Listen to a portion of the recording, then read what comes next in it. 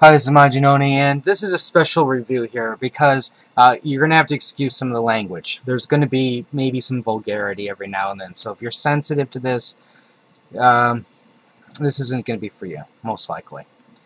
Anyways, this is the How to Fuck Up Good Concepts. Let's look at Age of Apocalypse and Stormwatch. Okay. Let's take a look at Age of Apocalypse, number 1.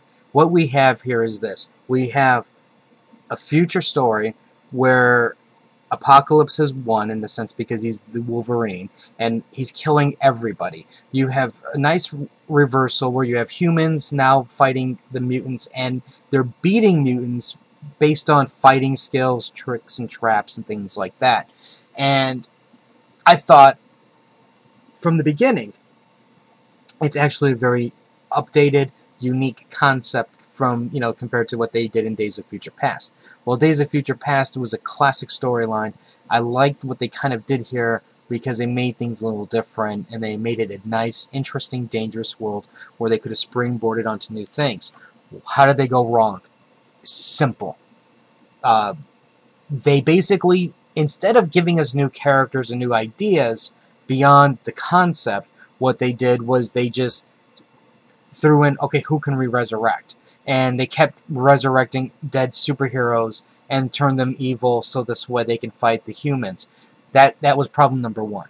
Problem number 2 is the humans weren't interesting enough to want to care about them. They were getting killed right and left before you even could get any type of attachment to some of them. And you can tell along the way they fell into the trap of, okay, we have to put in this character next. We have to show what Doctor Doom is like. We have to show this. We have to show that. Instead of going, let's just, build a solid story, focus on some characters, build up reasons to like these characters, to sympathize with them, and we can move forward. Another fault, and this was a critical part.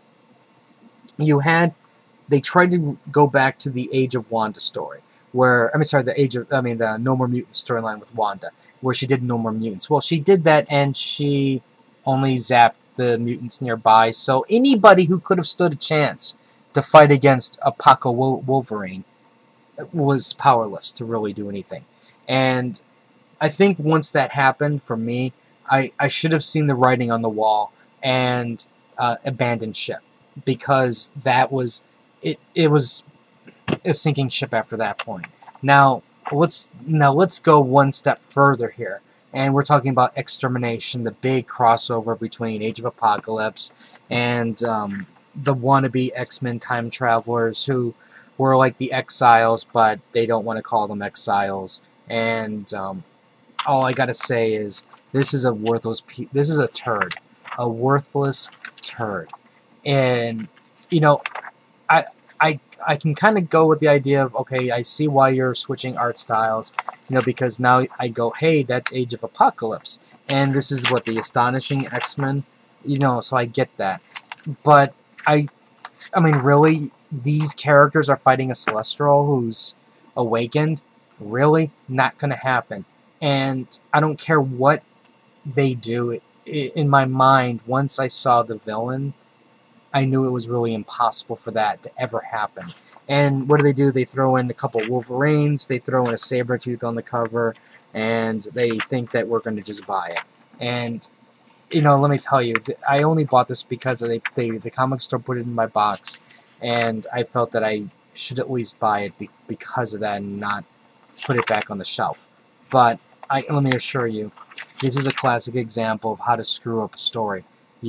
You take an interesting concept and you lose interest along the way because you try to be too different. Not even different. It's just you just fail. You fail at life, you fail at everything, and you just go back to mediocre.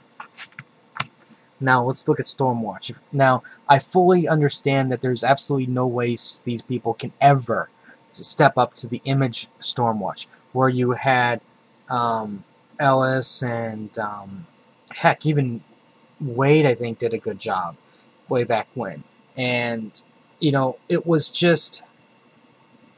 Stormwatch, to me, was originally, like, how do you top the next story? If you can't top the next story, then you shouldn't bother trying, because it would be pointless. And what DC did was this. Imagine this. You take a dog. You take a big, massive guard dog that's, bulging muscles and sharp fangs, evil, he just looks at you. And I don't care who you are, you just say, hey, no way, man. You stay on that side of the yard and I stay on this side and we're cool. You take that and you clip his nuts and you neuter him. And that's what you've done to the new 52 Stormwatch. You took cool characters. You took interesting ideas. You took universe-ending events. And you reduced it to this pathetic, neutered, watered-down, I can't even say politically correct, because they allowed at least the Midnighter Apollo relationship. But let's be honest, this is a piece of shit. I'm buying it now, but I don't know how much longer I'm going to buy it. It's not even entertaining any longer. The relationship between Midnighter and Apollo, it's not even like they've improved upon it. It's basically they just reset them back, and at least in the old Stormwatch, I can say, well, the relationship made sense because they were stuck together for how long, and they formed a bond, and that bond turned into some other things. In this, it's like, hey, you're kind of hot, and hey, you're kind of hot too, and then let's do the naughty.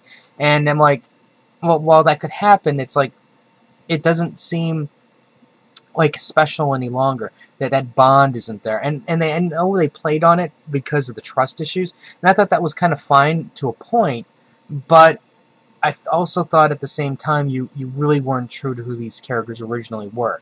And I understand that this is the new 52, and I understand that they should be looking at new things and change things up a little bit, but at least with Midnighter and Apollo, that was your anchor, in my opinion. Everybody else was nothing in that story, connecting to the old Stormwatch, but those two characters. And I understand the Engineer and Jenny Sparks, yeah, and then Hawkmoor and all those guys. I understand that there's some other attachments to that, but those two were the heart of that team, because they were interesting characters, and they were so full of controversy that you had to have them. And if you took them out, then that meant the editors won, and you bowed down to political correctness. And when you look at this book here, it's kind of like they gave us that, but there's no earth-shattering events. You had the Martian Manhunter, which I thought was a very brave move, to throw a JLA member in it. You made that really cool. And then what do? You pulled him right out when it became inconvenient, and then you throw him in the Justice League of America. And I'm like, really? One of the few things that was actually made this book interesting, made me want to look at it, is removed, and now you've converted the Martian Manhunter into one of how many people who are vying for equal time, at least in Stormwatch, because he was such a key character. He could actually dominate the storyline, and he can take control, and now it's just like, I don't know, this is just, it's a neutered dog. And, honestly speaking, let's look at these characters. Do you care? You don't care. There's nothing to make me want to care. This does not look like a team that makes me go, wow, they mean business. Now, granted, at the end, we do get Lobo, finally. Lobo shows up. But even then, it's not like an oh my god, because they've been talking about it for how long? And, okay, fine, Lobo becomes a member of the Stormwatch. Now what happens when you want to remove Lobo? You've neutered the dog again. There's nothing... See, this is the problem with these types of titles, is you need to have titles that take certain degrees of risk and really push the envelope. And when you start pushing, and you realize that maybe that's a little in a direction that's a little maybe not where we want to go, and you pull it back to make it safe again, that's when it fails. And these are two classic examples of failure. I'm actually honestly surprised Stormwatch is still going on, because I don't know why people are buying it. I really don't, and I know I'm saying it. I'm still buying it, and I'm telling you as the reader of Stormwatch, I don't know why I'm even buying it. Other than I was curious to see how this new team was going to be, and now that I see this team, I'm just not that interested. It doesn't motivate me. It doesn't make me even want to buy it. So, I mean, heck, it has Zealot on the cover, and was she even a member of Stormwatch? Technically, no. She just showed up as an extra and then disappeared. So, I'm just saying it's sad. It's a very sad state when you get crap like this. Anyways, I'll have more reviews and stuff later. Until next time.